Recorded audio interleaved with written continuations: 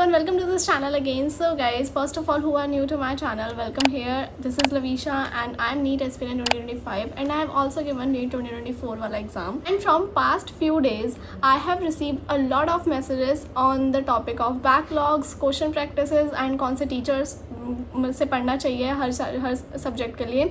So in today's video, I'm gonna tell you all the queries that you guys have asked me like from past few days. So first of all, तो ये वाली video मैं 3 parts में divide कर रही हूँ. First की backlogs कैसे कंप्लीट करें, सेकंड की क्वेश्चन प्रैक्टिस कहाँ से और कैसे करें, एंड थर्ड की टीचर्स कौन से, मतलब किससे कौन से टीचर से कौन से सब्जेक्ट पढ़े. ये सबसे ज़्यादा पूछा था, बहुत लोगों ने पूछा है, मेरे को डीएम्स पे भी आया है एंड कमेंट्स में भी बहुत सारे पूछ रहे हैं. सो स्टार्ट करते हैं, let's start this video now. So first of all तो कि बैकलॉग्स कहाँ, मैंने यहाँ पर लिख रखा है सारा कुछ, तो मैं नीचे देखकर ज़्यादा बोलूँगी. सो फर्स्ट ऑफ ऑल तो कि बैकलॉग्स कहाँ से कंप्लीट करें. देखो, टाइम वेस्ट करने की कोई भी ज़रूरत नहीं है. आप चाहे 11th में हो चाहे 12th में हो, 11th वाले बच्चों के पास बहुत टाइम रहता है एंड वो यही रखते रहते हैं कि 11th में है तो बहुत टाइम है, बहुत टाइम है. जो 11th वाले बच्चे हैं उनका अगर बैकलॉग है तो वो तो कंप्लीट करो, क्योंकि 12th में भी आपको काफ़ी टाइम मिलेगा. 12th का सिलेबस कंपैरिजन में 11th के थोड़ा छोटा है, तो जल्दी कंप्लीट हो जाएगा. 11th वालों को ज़रूरी नहीं है कि उन क्रैश कोर्स से कंप्लीट करना है, वो अच्छे से पूरे लेक्चर्स कंप्लीट करो, क्योंकि उनका बेसिक ही क्लियर नहीं होगा, उनको स्टार्टिंग है. जो 12th वाले बच्चे हैं वो तो अपना कंप्लीट करो यार, वो तो चाहे क्रैश कोर्स से करो चाहे कैसे करो, 11th का तो कंप्लीट करो, क्योंकि तुमने 11th में थोड़ा बहुत तो पढ़ा होगा, स्कूल्स गए होंगे या फिर तुम्हारे नोट्स बने होंगे, तुम्हारे थोड़ी बहुत प्रैक्टिस हो रखी होगी, तो क्रैश कोर्स से जल्दी से कंप्लीट करो. टाइम वेस्ट करने की ज़रूरत नहीं है, बस हर एक टॉपिक कंप्लीट करना. और अभी मैं टीचर से बताऊंगी कि क्रैश कोर्स के लिए कौन से यूज़ करना है, फुल लेक्चर्स के लिए कौन से यूज़ करना है. सॉरी, यूज़ नहीं मतलब किन से पढ़ना है, सॉरी. सो ये सब करना. एंड जो ड्रॉपर वाले बच्चे हैं, ड्रॉपर वाले बच्चों का अब क्योंकि सितंबर आ चुका है, बहुत ही कम टाइम बचा है अभी, तो जल्दी से अपने क्रैश कोर्स से कंप्लीट करो. ड्रॉपर वाले बच्चों को मैं खास करके बोल रही हूँ, क्योंकि 12th के बाद तो उन्हें 12th करनी होती है, वो 12th पढ़ के जाते हैं, उसके बाद उनके पास 2 महीने होते हैं 11th को कंप्लीट करने के लिए. लेकिन ड्रॉपर वालों को 11 12 दोनों ही इकट्ठे करना होता है, तो जल्दी से 11th का तो अभी तक आपका आई थिंक अक्टूबर नवंबर तक तो ख़त्म भी हो जाना चाहिए था ड्रॉपर वालों बच्चों का. लेकिन अभी आपके पास टाइम है, नवंबर तक अपना एंड लिस्ट बनाओ एंड उसको फटाफट से क्रैश कोर्स से कंप्लीट करो. एंड उसके बाद जाना आप क्वेश्चन प्रैक्टिस पे. अब क्वेश्चन प्रैक्टिस, अभी सेकंड पार्ट आ रहा है क्वेश्चन प्रैक्टिस का. बैकलॉग का कंप्लीट हो गया कि कैसे भी करके क्रैश कोर्स से कंप्लीट करो. नेक्स्ट है क्वेश्चन प्रैक्टिस. क्वेश्चन प्रैक्टिस कैसे और कहाँ से करें. देखो, क्वेश्चन प्रैक्टिस में कुछ नहीं करना, सबसे पहले तो अपने कॉन्सेप्ट क्लियर रखने हैं, क्योंकि क्वेश्चन प्रैक्टिस आप तभी कर पाओगे. मेरे पास बहुत सारे ऐसे मैसेज आए थे कि मैंने फिजिक्स में मेरे से कोई क्वेश्चन नहीं सॉल्व हो पाते, ये वो. तो फर्स्ट ऑफ ऑल तो अपने कॉन्सेप्ट क्लियर रखो. कॉन्सेप्ट क्लियर नहीं होंगे तो क्वेश्चन कहीं से भी नहीं होंगे, बेसिक भी नहीं होंगे. और सबसे पहले जो आप नोट्स बनाते हो क्लास से देख के, सबसे पहले तो वहाँ के क्वेश्चंस इज़ सो इंपॉर्टेंट, क्योंकि वो क्वेश्चन बिल्कुल बेसिक होते हैं. जो आपने थ्योरी पढ़ी है उसको ही आप उस क्वेश्चन में लगाते हो, तो वो बहुत ज़्यादा इंपॉर्टेंट है, वो तो करो ही करो. नेक्स्ट है, आपने क्वेश्चन प्रैक्टिस कर लिया अपने नोट से ही, देन आपको डीपीपी लगानी है, डेली पेपर प्रैक्टिस. जो भी आपने पढ़ा है क्लास में उसको ही दोबारा से करना है, उसके ही क्वेश्चंस प्रैक्टिस करनी है. इससे आपका कॉन्सेप्ट बिल्ड होगा और कॉन्फिडेंस भी आएगा. क्योंकि जब मैं थी 11th 12th में, मेरे से भी क्वेश्चन सॉल्व नहीं होते थे, तो मैं भी यही सोचती थी फिजिक्स के क्वेश्चन कैसे सॉल्व करूँ. एंड बट कोई बात नहीं, कॉन्सेप्ट क्लियर होंगे, अपने आप हो जाएगा. एंड एकदम से जिनसे बिल्कुल नहीं होते ना, वो एकदम से ऐसे नहीं है कि हाई लेवल के क्वेश्चन लेके बैठ गए. धीरे धीरे बेसिक से स्टार्ट करो. बेसिक मैथ्स नहीं आती, सबसे पहले उसको उठाओ, उसके बाद vectors, then kinematics, 1D 2D vector, LLM Newton's laws of motion, work, power, energy. फिर धीरे धीरे करके अपना कॉन्फिडेंस भी बढ़ेगा आपका और कॉन्सेप्ट्स भी बिल्ड होते चले जाएंगे. नेक्स्ट है डीपीपी कर ली. डीपीपी के बाद आपको एनसीईआरटी के जो बैक एक्सरसाइज होती है, क्योंकि मैंने केमिस्ट्री के लाइक पास्ट ईयर क्वेश्चंस देखे थे, तो उसमें केमिस्ट्री में तो एग्जांपल्स जो होते हैं बीच में एंड जो बैक एक्सरसाइज होती है बहुत ही ज़्यादा इंपॉर्टेंट है. फिजिक्स की भी करो, क्योंकि जो 11 12th के बच्चे होते हैं उनको तो कंप्लीट करना ही होता है, क्योंकि उनको स्कूल वगैरह में करना होता है. मेरा डमी था, मैं स्कूल वगैरह नहीं गई हूँ, तो मेरे को तो अलग से प्रैक्टिस करनी पड़ी थी. एंड मैं इसलिए सर भी बताऊँगी कि वो ना एनसीईआरटी वाले ही क्वेश्चन भी कराते हैं, तो उसमें आपके नोट्स में ही एनसीईआरटी के क्वेश्चन आ जाते हैं. तो वो भी मैं आपको बाद में बताऊंगी वो टीचर्स कौन कौन से हैं. सो सबसे पहले तो अपने ये एनसीईआरटी कर लिया आपने. फर्स्ट मैंने बताया था क्वेश्चन जो आपके नोट्स हैं उसमें से क्वेश्चन प्रैक्टिस करनी है, then DPP, then NCERT. And इसके अलावा आपके पास बचता है तो आपके जो भी कोचिंग वगैरह ले रहे हो उसके जो मॉड्यूल्स है ना, क्योंकि इसके बाद ना टाइम बचता नहीं है बच्चों के पास. एंड इवन तो मेरे पास भी बचता नहीं था, लेकिन कई बार ऐसा होता है कि हमने इतनी सारी प्रैक्टिस कर ली होती है उन क्वेश्चन की, तो हमें थोड़े नए क्वेश्चन चाहिए होते हैं.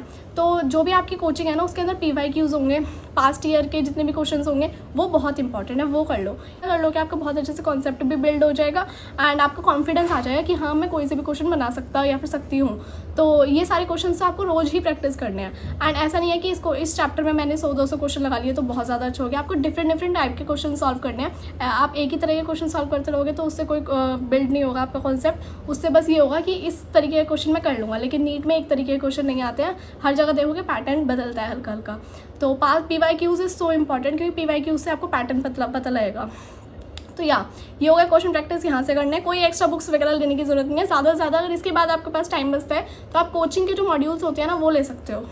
अब नेक्स्ट पे चलते हैं। सो गाइज थर्ड टॉपिक पे चलते हैं, which is teachers for each subject. So guys मैं आपको पहले अपना बता देती हूँ। मेरी 11th पूरी ख़राब थी, बहुत ही बेकार मार्क्स आए थे। अगर आपको पता करना है मेरे कितने मार्क्स आए थे तो आप मेरा ये वाला वीडियो देख सकते हो, इसे मैंने सब बता रखा है। एंड मेरी भी 11th बहुत ही बेकार थी। 11th में मैंने कुछ नहीं किया था। 12th में मैंने 12th अच्छे से करी थी। 12th में परसेंटेजेस वगैरह भी बहुत अच्छे आए थे। बट मेरे को 12th करने के लिए भी मुझे, क्योंकि बेसिक तो चाहिए होता है, इंटीग्रेशन, डिफरेंशिएशन और वेक्टर्स वगैरह, vector addition, dot product, cross product, ये तो सब चाहिए होता है, तो बहुत नॉर्मल होता है।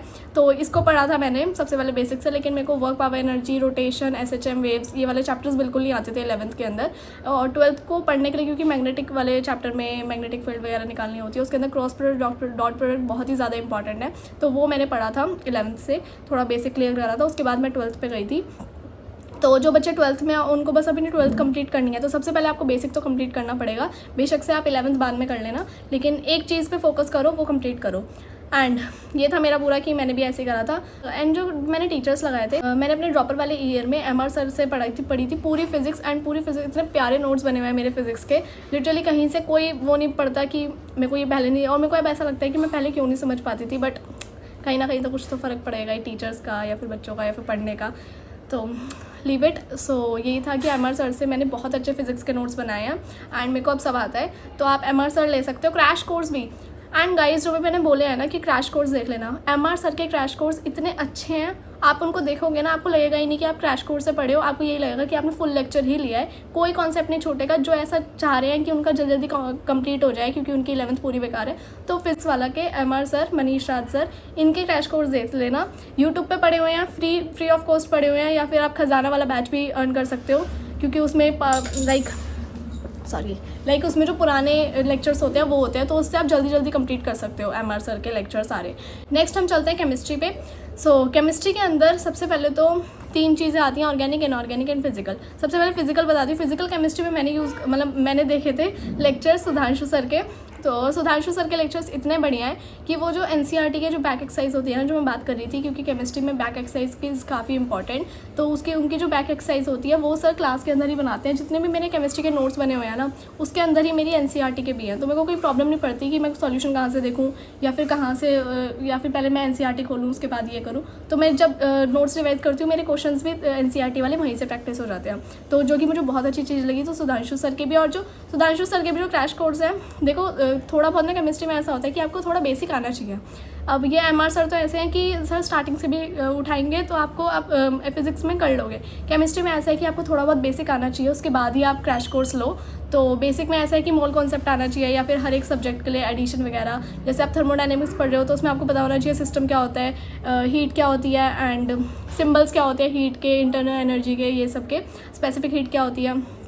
तो ये सब थोड़ा बहुत आना चाहिए। उसके बाद आप क्रैश कोर्स देख सकते हो, नो वरीज। ये हो गया फिजिकल केमिस्ट्री। एंड देन अब हम चलते हैं ऑर्गेनिक केमिस्ट्री। ऑर्गेनिक केमिस्ट्री के लिए तो पंकज सर इज़ बेस्ट। कहीं मत जाओ, कहीं पर भी सीरीज़ चल रही है पंकज सर की 11th क्लास की, हर सैटरडे सर करवा रहे हैं। अभी सर का आई थिंक अभी सैटरडे दूसरा चैप्टर स्टार्ट होगा, तो वो ले लो 11th के लिए। अगर आपको कंप्लीट करनी है तो जल्दी कंप्लीट हो जाएगी। आई थिंक 5 या 6 सैटरडेज़ में सब कंप्लीट हो जाएगा, तो वो ले सकते हो। या फिर पंकज सर के तो काफ़ी सारे क्रैश कोर्स पड़े हैं, पंकज सर का तो फुल भी पड़े हुए हैं सारे लेक्चर्स, वो भी देख सकते हो। वरना तो अगर आप यकीन वाले बैच में इनरोल हो तो बहुत ही अच्छी बात है, उसमें तो सर पढ़ाई रहे हैं। एंड इनऑर्गेनिक केमिस्ट्री आती है। इनऑर्गेनिक केमिस्ट्री में मैंने पढ़ा था मोहित अदीत सर से, लेकिन मोहित अदीत सर क्या करते हैं, बहुत बड़े नोट्स होते हैं उनके, काफ़ी बड़े बड़े। उनको अगर आप करो ना, उनको पढ़ लिया, जिस दिन सर की क्लास लगी ना उसी दिन आप उसको ना शॉर्ट नोट्स में या फिर कैसे ना कैसे करके उसको तभी के तभी लर्न कर लो। क्योंकि अगर आप बाद में, क्योंकि मेरा एक चैप्टर था केमिकल बॉन्डिंग वाला, वो मैंने मोहित अदीत सर से पढ़ा। एंड उसको पढ़ने के बाद मैंने उसको मतलब रिवाइज़ नहीं करा। मैंने सोचा हाँ बहुत ईजी हो जाएगा। फिर जब मैंने 10-15 दिन बाद उसको दोबारा मैंने चलो केमिकल बॉन्डिंग पढ़ते हैं, एंड मैंने उसको उठाकर देखा। आई वाज लाइक कि मुझे कुछ भी नहीं आ रहा और इतने बड़े नोट्स लग रहे हैं, ऐसा लग रहा है कि इतना बड़ा मैंने कभी पढ़ा ही नहीं है कुछ। तो अगर आपसे हो सकता है ना, उसी टाइम लेक्चर लेके मोहित हदीद सर के, उसी टाइम उसको रिवाइज़ करके उसके क्वेश्चन प्रैक्टिस करके उसको शॉर्ट नोट्स की फॉर्म में बना लो, ताकि आपको बाद में प्रॉब्लम ना आए। क्योंकि मोहित हदीद सर थोड़ा बड़ा बड़ा लिखवाते हैं और वो हर एक टॉपिक को बहुत एग्जैचुरेट करके पढ़ाते हैं, बहुत ज़्यादा लाइक एक्सपेंड करके पढ़ाते हैं। अगर आप ऐसा कर सकते हो कि आप उसी दिन रिवाइज़ कर रहे हो तो बहुत अच्छे हैं मोहित हदीद सर, आप उनसे पढ़ लेना। एंड वो काफ़ी चीज़ की ना शॉर्ट ट्रिक भी बताते हैं। अब 11th-12th वाले बच्चे ऐसे होते हैं, उनको पूरा समरी में लिखना होता है, तो वो अपने स्कूल के कॉन्सेप्ट लिखो। क्योंकि मोहित हदीद सर ना लाइक वो ऐसे पढ़ाते हैं कि कॉम्पिटिटिव एग्जाम में बहुत कम टाइम में आपके कैसे क्वेश्चन सॉल्व हो जाए, तो वो ऐसे पढ़ाते हैं, जो कि बहुत अच्छी बात है। लेकिन 11th-12th वाले बच्चे होते हैं तो उनको पूरा समरी लिखना पड़ता है अपने एग्जाम में भी, तो वो अपने स्कूल में जैसा आपका समरी लिखवाते हैं वही लिख कर आना, या दैट्स इट। लेकिन उनकी शॉर्ट ट्रिक काफ़ी अच्छी है। एंड ये हो गए हमारे इनऑर्गेनिक केमिस्ट्री। नेक्स्ट हम चलते हैं बायो में। बायो में 2 ही आते हैं, बॉटनी एंड जोलॉजी। बॉटनी में तो मैंने तरुण सर के लेक्चर्स देखते हैं, एंड काफ़ी सारे बच्चे बोल रहे हैं कि तरुण सर के पुराने लेक्चर्स हैं और वो देखें या ना देखें। तो देखो, मैंने तरुण सर के पुराने वाले लेक्चर्स ही दे रखे हैं, लेकिन मेरे को प्रॉब्लम क्या लगी है, जैसे मॉर्फोलॉजी वाले चैप्टर में न्यू फैमिलीज ऐड हुई हैं, एंड जो एनाटॉमी वाला चैप्टर है उसमें भी थोड़ा बहुत कट हुआ है एंड थोड़ा बहुत कुछ ऐड हुआ है। तो मैंने वो वाले लेक्चर्स ले रखे थे। एंड जब ये 2024 वाला एग्जाम देने के लिए गई थी तो मुझे ऐसा लगा कि मेरे को ना ये जो स्टार्टिंग वाले चैप्टर्स है ना, like living world, biological classification, plant kingdom and morpho and anatomy, ये 5 चैप्टर मुझे नए टीचर से या फिर नए लेक्चर से ले लेने चाहिए थे तरुण सर के। क्योंकि मुझे ऐसा लगा कि इवन तो आप अगर तरुण सर के अभी संकल्प भारत पे जो लेक्चर्स चल रहे हैं ना NCERT डीप लाइंस के, अगर आप उसमें भी सर को देखोगे, सर ने यही बोला है कि सर के जो पुराने लेक्चर्स हैं ना उनको थोड़ा अवॉइड करो। लेकिन मुझे सर के जो प्लांट फिजियो है ना बहुत ही अच्छी लगती है। मैंने 2023 वाले से पढ़ा था, आई थिंक 2022 वाला था वो बैच या फिर 2023 वाला था, बट मैंने तरुण सर के ही लेक्चर्स लिए थे और वो बहुत अच्छे प्लांट फिजियो पढ़ाई है उन्होंने, मैंने उन्हीं से ही पढ़े हैं। तरुण सर तो ठीक है, तरुण सर से अगर आप पढ़ना है तो उनसे पढ़ लो, वो बहुत अच्छा पढ़ाते हैं, बहुत ज़्यादा अच्छा। लेकिन उनके न्यू लेक्चर्स लेना, पुराने लेक्चर्स फिजिक्स वाला ऐप में है, वो मैंने सोचा कि उनको लाइक प्लांट फिजियो तक तो बहुत अच्छा है क्योंकि उसमें कुछ ज़्यादा चेंजेस नहीं आए हैं। लेकिन जो ये स्टार्टिंग के 5 चैप्टर्स हैं ना, इनको या तो आप तरुण सर के जो न्यू लेक्चर्स हैं जो यूट्यूब पे भी हैं काफ़ी सारे, उनसे देखना, या फिर किसी और टीचर के देखना। और किसी और टीचर में अगर आप रिप्लेस करके देखना चाहो तो रुपेश चौधरी सर के देख सकते हो, बहुत ही बेस्ट है। मेरी जो सिस्टर है वो 11th में है, उसने अर्जुना वाला बैच ले रखा है PW में, उसे रुपेश चौधरी सर पढ़ाते हैं, वो बहुत ही डीप, बहुत अच्छे से पढ़ा रहे हैं। तो वो ही हमारा यूट्यूब पे भी है पूरा फ्री सेशन, आप उसमें भी देख सकते हो, सर को बहुत ही अच्छा पढ़ाते हैं, वहाँ से देख सकते हो। नेक्स्ट हम चलते हैं जोलॉजी में। जोलॉजी में अब 2 टीचर्स हैं मेरे पास, नोमेश सर जो मैंने अपने ड्रॉप ईयर में पढ़ा था, बहुत ही अच्छे नोट्स बनवाए थे सर ने, बिल्कुल डीप अच्छे से सब कुछ पढ़ाया था। मुझे लिटरली अभी भी सारे नोट्स पता है कि कौन सा वाला टॉपिक किस पेज पे था, लेफ्ट पे था, राइट पे था, नीचे था, बॉटम पे, ऊपर, टॉप पे, सब अच्छे से पता है। एंड मैंने कैसे हाईलाइट कर रखा था वो सब अच्छे से, मेरे को जोलॉजी बहुत ही अच्छे से सर ने नोट्स बनवाए थे, बहुत एक्सपेंड करके। एंड NCERT पढ़ने की ज़रूरत भी नहीं पड़ती थी, NCERT में सारे ही सेम वही होता था, तो मेरे को ज़्यादा ज़रूरत पड़ी नहीं। और मैंने वैसे पढ़ी NCERT काफ़ी, लाइक 5-6 बार मैंने रीड आउट करी थी NCERT, बट उसमें भी ये हो गया कि सारा कुछ नोट्स में ही था, तो मैं ज़्यादा नोट्स को प्रेफर करती थी। एंड सेकेंड टीचर है मेरे पास Samapti ma'am. Samapti ma'am is so good, मैंने उनसे 1-2 लेक्चर्स लिए थे, बट वो यकीन वाले लाइक लास्ट ईयर में नहीं थी, बट वो इस वाले यकीन वाले बैच में हैं, एंड वो भी बहुत अच्छा पढ़ाती हैं, तो आप उनको भी देख सकते हो, वो भी बहुत अच्छा पढ़ाती हैं। जोलॉजी के 2 teachers is the best. And अगर आपको और कोई टीचर्स अच्छे लगते हो जिनसे आपकी फ्रीक्वेंसी मैच करती हो तो आप नो वरीज, आप उनसे ही देख सकते हो, ज़रूरी नहीं है कि जो मैंने बताया वही आपको सूट करेंगे। So it's all up to you. So या ये सब था जो आपने पूछा था और मैंने बता दिया। सो या let's end this video. I hope you like this video. If you did, so tell me in the comment section below. Bye. And also guys, don't forget to subscribe the channel and hit the like button in the bottom.